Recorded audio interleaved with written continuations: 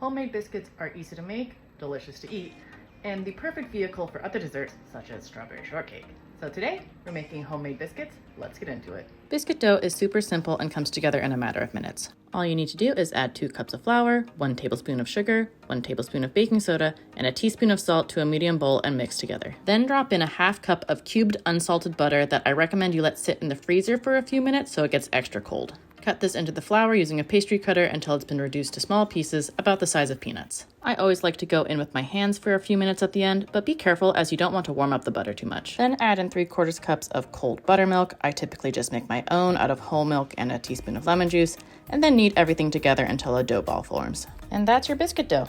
Now that we have our dough, it's time to shape our biscuits. To do this, we're going to place the dough on a lightly floured work surface and roll it out into a 5 by 9 inch rectangle. Try to keep the corners as square as possible, but they don't need to be perfect. Divide the dough slab into 3 equal pieces and then stack them on top of each other, pressing down so they stick. Then roll the stack out into another 5 by 9 inch rectangle. Pro tip, start by pressing the dough out with the rolling pin and then move into the rolling motion so you have an easier time spreading the dough out.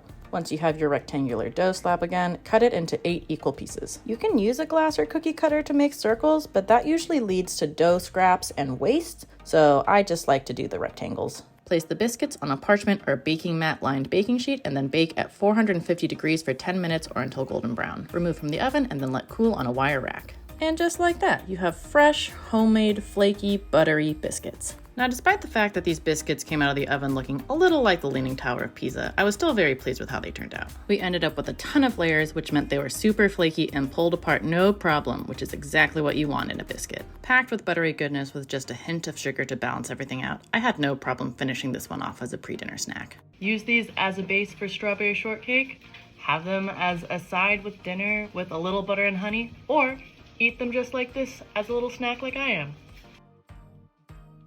No matter what you do, you can't go wrong.